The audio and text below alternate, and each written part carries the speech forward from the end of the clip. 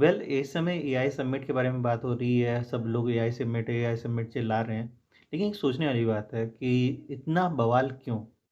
इतना चीज़ें कि गलगोटिया जैसे इंस्टीट्यूट ने अपना रोबी डॉग जो है था, वो चाइना से इम्पोर्ट कर लिया है, या इस वजह से कि इंडिया ने पहला फर्स्ट टाइम एआई सबमिट किया। क्वेश्चन इज़ कि एआई सबमिट है क्या? क्यों किया गया?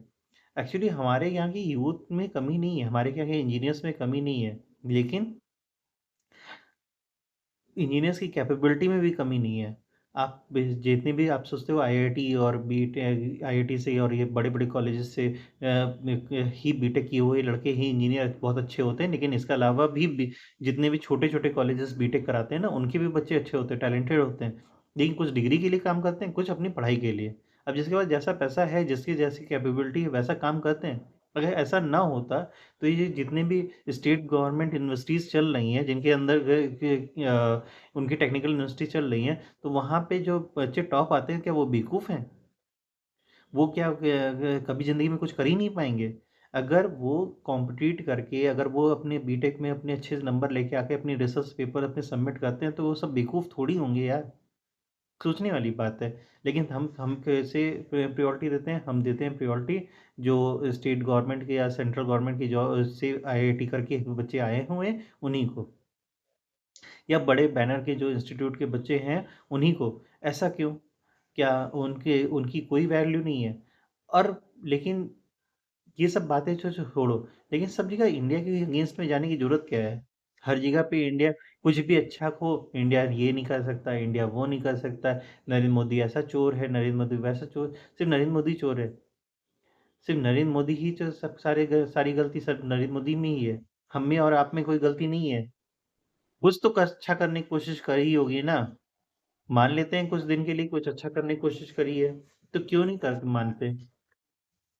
क्यों मानने में हमारी गलतियाँ हैं, मानने में हमारे नुकसान है। हम मान लेंगे तो हमारे ये क्या कहने में स्वाभिमान को चोट लग जाएगी।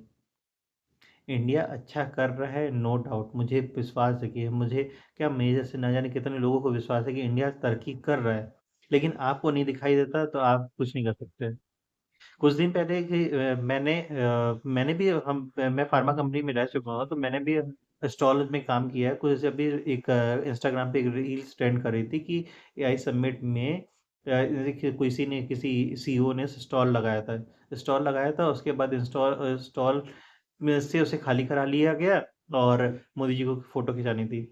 आप मैंने भी कंपनी की तरफ से स्टॉल लगाया हुआ है और हमें पता है कि अगर गेट टू गेदरिंग ज़्यादा हो जाती है तो सिक्योरिटी ब्रीच होती है। एआई समिट में ना जाने कितने लोग थे, कितनी तरह की एक इंस्ट्रूमेंट और टेक्निकल भी वर्क करते हुए, उसके अंदर कुछ भी हो सकता है, कैसा भी हथियार हो सकता है, लेकिन उसे कंट्रोल नहीं किया जा सकता क्योंकि वो हथियार डेमोंस्ट्रेट करने आए ही हुए थे। वो हथियार भी थे, वो लेज़र्स भी थे, वो रोबोटिक डॉग्स भी थे, सब कुछ था। तो सिक्योरिटी ब्रीच होने का डर रहता है।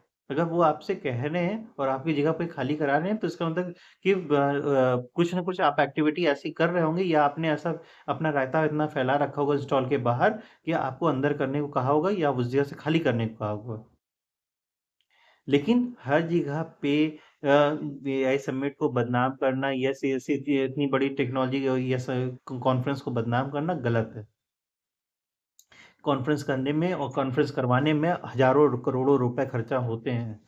क्योंकि कॉन्फ्रेंस में लोगों को बुलाना, उनके लिए होटल इन्विटेशन के होटल अरेंज करना, उनके लिए ट्रैवल के ट्रांसपोर्टेशन अरेंज करना, सब कुछ करना पड़ता है। और यहाँ पे तो गवर्नमेंट ने कराया था, कोई प्राइवेट एजेंसी ने नहीं कराया था। प्राइवेट एजेंसी कराई होती तो खुद ही से फंडिंग करती।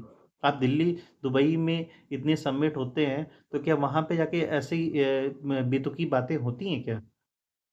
लेकिन नहीं, हमें तो इंडिया का बदनाम करना है। अरे भैया इंडिया को बदनाम करो, इंडिया से नफ़रत करो, लेकिन इंडिया से नफ़रत करते-करते अ, आप ये समझने की कोशिश करो कि अगर ये चाइना में हुआ होता ना, तो अगर इतनी जितनी मीडिया लीक हुई हैं, जितनी भी हम लोगों ने इन्फ्लुएंसर्स ने गालियाँ दी हैं, वो इन्फ्लुएंसर ने गालियाँ एक तरह से अपनी रील को ट्रेंड कराने के लिए तो गालियाँ दे ली, लेकिन इससे दुनिया तो ट्रांसलेट करके आपको देखती है, आपका वीडियोज़ देखती है। ये क्यों नहीं समझते?